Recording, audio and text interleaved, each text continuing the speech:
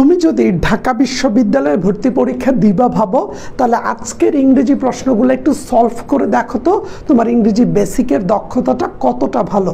So এখানে একটা প্রশ্ন নেওয়া আছে এবং যেখানে বলা হচ্ছে চুজ দ্য কারেক্ট সেন্টেন্স, এবং গত 2-3 বছরে তুমি ঢাকা বিশ্ববিদ্যালয়ের প্রশ্ন দেখলে তুমি দেখবা কারেকশন থেকে প্রতি বছরই 1-2টা প্রশ্ন করে। ইভেন লাস্ট ইয়ারও 2টা প্রশ্ন এসেছিল মানবিক ইউনিটে, ব্যবসায় শিক্ষা শাখায়ও কিন্তু অহরহ করে। সো এখানে অপশনে বলা হচ্ছে I would rather that he comes early, I would rather that he came early, I would rather that he coming early, I would rather that he come early। তাহলে দেখো নিচের দুটো অপশন ভুল, এগুলো আমরা ইজিলি ধরতে পারি, কারণ হির পরে কখনো কামিং হয় না। আমরা জানি হির পরে প্রেজেন্ট হলে কামস হয়, হির পরে যদি পাস্ট টেন্স হয় তাহলে কেম হয়, হির পরে যদি কন্টিনিউয়াস হয় তাহলে কামিং হতে পারে। কি হতে পারে? তোমার কামিং হতে পারে। তাহলে এইভাবে হতে পারে, কিন্তু কখনোই তোমার হচ্ছে হি কামিং হবে না কিংবা হি কাম হবে না। এখানে হয় এস হবে, না হলে এটার পাস্ট ফর্ম হবে। তাহলে 2টা অপশন বাদ, বাকি 2টার থেকে সঠিক উত্তর আমরা বের করব। এখন আমরা এইচএসসি রাইট ফর্ম অফ ভার্বে একটা নিয়ম শিখেছি, সেটা হচ্ছে উড রেদারের পরে ভার্বের প্রেজেন্ট ফর্ম বসে। খেয়াল করে দেখো তোমরা পড়েছ কিনা। উড রেদারের পরে ভার্বের প্রেজেন্ট ফর্ম বসে, এবং শুধু উড রেদার না, আমরা পড়েছি হ্যাড বেটারের পরেও ভার্বের প্রেজেন্ট ফর্ম বসে, আমরা পড়েছি ইউজ টুর পরেও ভার্বের প্রেজেন্ট ফর্ম বসে। সো এরা যদি বাক্যে থাকে তাহলে আমরা এদের পরে স্বভাবত প্রেজেন্ট ফর্ম বসাই। কিন্তু এখানে একটা ডিফারেন্ট আছে, আর সেই ডিফারেন্টটা হচ্ছে যদি উড রেদারের পরে দ্যাট বসে, যদি উড রেদারের পরে, এখানে আমাদের বার্নিং পয়েন্টটা হচ্ছে উড রেদারের পরে যদি তুমি কোনো কারণে দ্যাট বসাও, তারপরের অংশটাকে আমরা নিয়ে নেই সাধারণত হচ্ছে পাস্ট ইনডিফিনিট টেন্সে, পাস্ট ইনডিফিনিট টেন্স। তাহলে এখানে আমাদের টুইস্টটা কোথায়? উড রেদারের পরে যদি দ্যাট থাকে তাহলে আমরা পাস্ট ইনডিফিনিট টেন্স নেই। তাহলে এই প্রশ্নটাতে দেখো উড রেদারের পরে প্রত্যেকটাতেই দ্যাট আছে, তাহলে উড রেদারের দ্যাটের পরে আমরা পাস্ট ইনডিফিনিট মানে কেম নিব। তাহলে এখানে আমাদের সঠিক উত্তরটা হচ্ছে I would rather that he came early. তাহলে এই প্রশ্নটা কিন্তু আমি তোমাকে উড রেদার বা হেড বেটার বা ইউজ টু দিয়ে করতে পারতাম। এই রুলস সবাই জানে, বিশ্ববিদ্যালয় একটু ডিফারেন্ট স্টাইলে কোয়েশ্চেন করে। আমি চাচ্ছি তোমাকে ঢাকা বিশ্ববিদ্যালয়ে নিয়ে যেতে, সেই ক্ষেত্রে বিগত বছরের প্রশ্নগুলোকে একটু অ্যানালাইসিস করে কোয়েশ্চেনের সাইকোলজিটা বুঝে যদি আমরা আগাইতে পারি, যে টিচার কোন সাইকোলজিতে কোয়েশ্চেন করে, তাহলে আমাদের জন্য ঢাকা ইউনিভার্সিটিতে চান্স পাওয়াটা সহজ। সো এই প্রশ্নটা নিয়ে অনেকেরই ডাউট আছে, তাই ডাউটটা ক্লিয়ার করে দিলাম। এবং আমাদের টার্গেট ডিউ ব্যাচ, যেটা এইচএসসি পরীক্ষার পর শুরু হয়, যেখানে সবচেয়ে বেশি শিক্ষার্থী আমাদের ব্যাচের মাধ্যমে ঢাকা বিশ্ববিদ্যালয়ে আসে, সেই ব্যাচে কিন্তু আমরা এর চেয়ে ডিটেলসে পড়াই। পরের প্রশ্নটা দেখো, এখানে বলা হচ্ছে by the time you arrive, অর্থাৎ যেই টাইমে তুমি আসবা, আই ড্যাশ মাই হোমওয়ার্ক। বলা হচ্ছে যেই টাইমে তুমি আসবা তখন আমি আমার কাজটা শেষ করে থাকবো। সো এইখানে বাই দ্য টাইম থাকলে একটা গ্রামার রুলস বসে, যেটা আমরা এইচএসসিতে সচরাচর পড়ি না।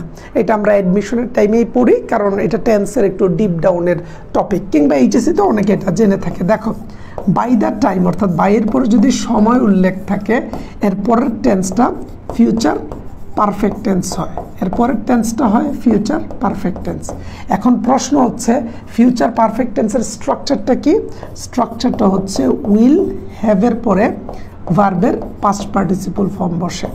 তাহলে সেই অংশে আমরা দেখি, এখানে বলা হচ্ছে বাই দ্য টাইম, তাহলে by the time you arrive অর্থাৎ যেই টাইমে তুমি আসবা, আই, দেখো আই, এই যেটা হবে I will have finished my homework, অর্থাৎ যেই টাইমে তুমি আসবে সেই টাইমে আমি আমার হোমওয়ার্কটা শেষ করে থাকব।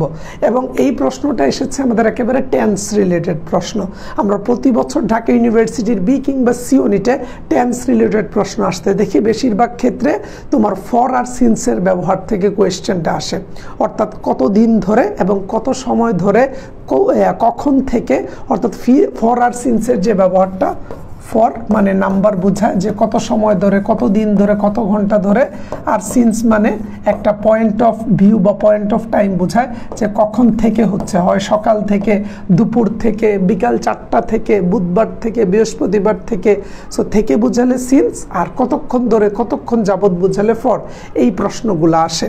সো ঢাকা বিশ্ববিদ্যালয়ে চান্স পাওয়ার ক্ষেত্রে আমরা দেখি তোমার যদি ইংরেজি বেসিকে প্রবলেম থাকে, ফ্রি হ্যান্ড রাইটিং স্কিলে যদি প্রবলেম থাকে, সেক্ষেত্রে তুমি লিখিত লিখিত পরীক্ষায় খারাপ করবা। তুমি যদি ইংরেজি প্রশ্ন পড়ে বুঝতেই না পারো যে এটা গ্রামারের কোন টপিক থেকে এসেছে, তাহলে তোমার পক্ষে চান্স পাওয়া কঠিন।